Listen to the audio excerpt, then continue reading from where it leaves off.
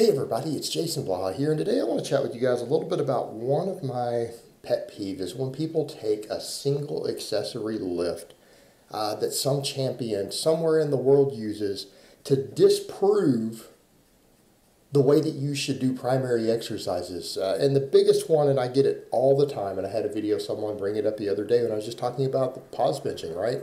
They mentioned that Spoto is famous. There's a whole lift named after him to where you stop just short of the chest. So therefore that proves that you shouldn't be pause benching with a pause on your chest if you want maximum chest development or to build a strong bench press. So let me put on my +5 out of weaponsmithing, work on skilling up my crafting a little bit, and let's talk about this. Because, you know, here's the ridiculousness of that. Spoto didn't build his bench press with the Spoto press. He built his bench press by bench pressing, eating a ton of food, and taking a ton of drugs. All right, that's his three magic secrets. It really isn't that big of a secret. And that's what you find when you start looking at some of these guys who are these world record holders. The funny thing is that tons of them, when you start listening to them, they literally didn't know anything about training, even up to a 400 or 500 pound bench press.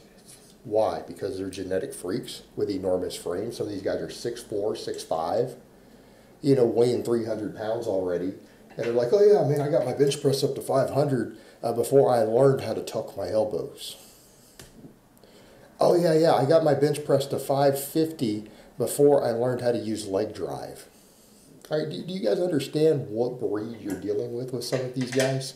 And people get this idea that because of that they must have magical training knowledge that allow them to get to these enormous bench presses or these enormous lifts. And sometimes that's not the case. Sometimes they're just genetic freaks who train really hard and eat a lot of food and inject 55-gallon drums full of drugs.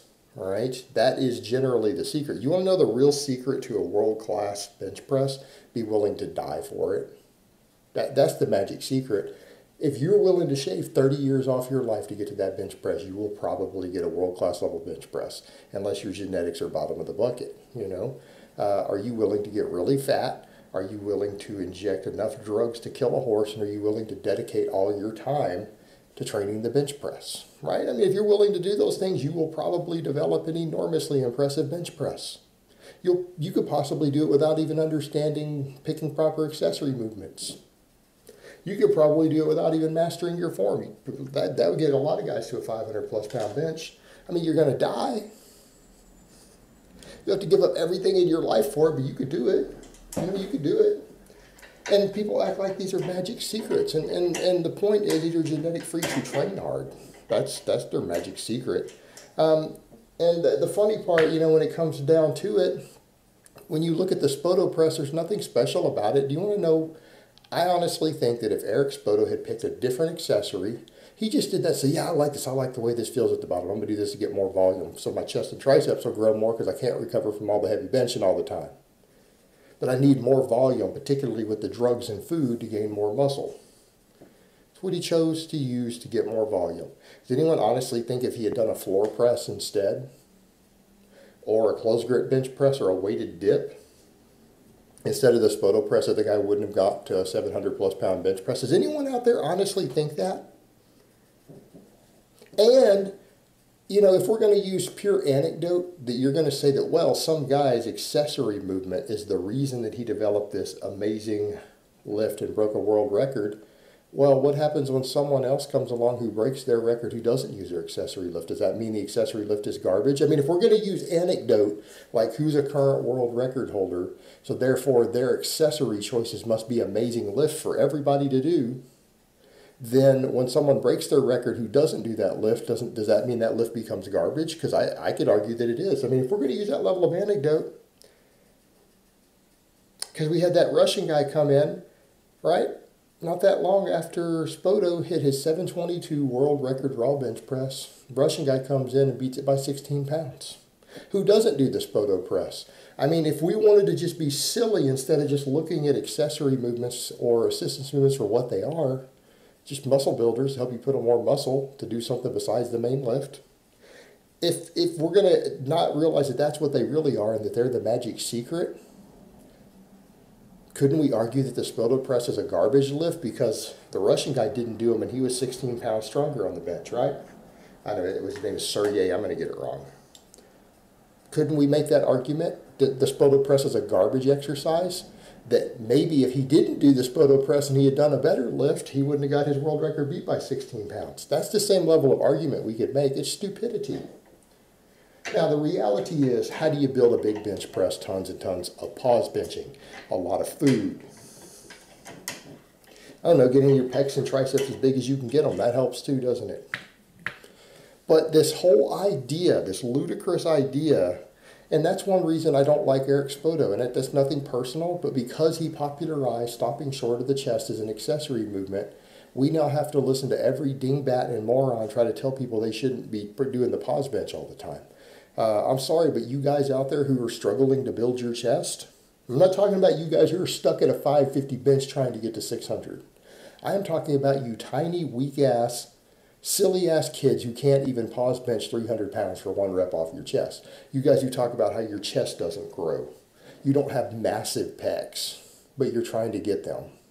I'm talking about you guys have been basically screwed over by this bullshit, because everyone out there, every person is out there saying, oh, well, see, he did this and he's a massive bench, so you're wrong. It's an accessory movement. You know what? When you do a weighted dip, the bar doesn't touch your chest either. So what?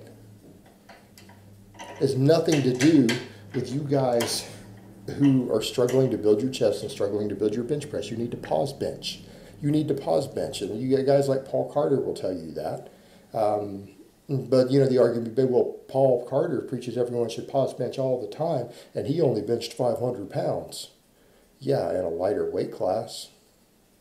And Paul Carter looks extremely jacked. I mean, realistically speaking, hell, all you guys who are chasing physique stuff, hell, use Paul as an example. The guy promoted tons and tons of pause benching. That's what he said. That's the key. If your bench sucks, work on your pause bench. You're weak off the chest. Always. That's your only weakness ever as a raw power lifter. Pause bench. Maybe incline or overhead press. Full range of motion on those two. Right? That's what he'll tell you.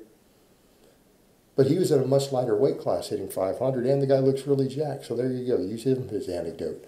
But the point is, it's this ludicrous idea that because one guy breaks a record somewhere in the world and uses an accessory lift that deviates from the way that you should perform a primary exercise, that all of a sudden people don't understand basic biomechanics. And it makes people stupid. It makes them into morons who can't grasp the basic concept that your chest has to work harder if you pause on your chest on the bench press.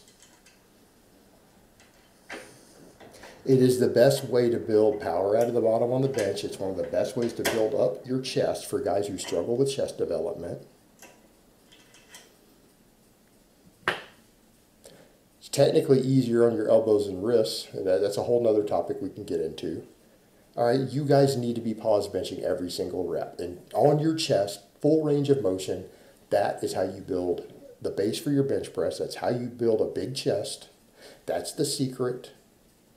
And it doesn't matter if some world-class level lifter out there somewhere in the world does an accessory movement that doesn't do that. That's irrelevant to what 99% of you out there need to be doing, and people need to understand that. And I guess here's the question I would ask you. Do you really care how Eric Spoto or anyone out there got their bench from 650 to 700? Does that matter to any of you guys who are still struggling to get to 300? Why don't you get to 650? And when you get to 650, you can go worry about how they got from 650 to 700. But in the meantime, all of you guys out there are still struggling to get to 300. Avoiding the pause bench. Not touching your chest, not pausing on your chest. And then you wonder why when you actually are forced to do the lift correctly, you can't lift.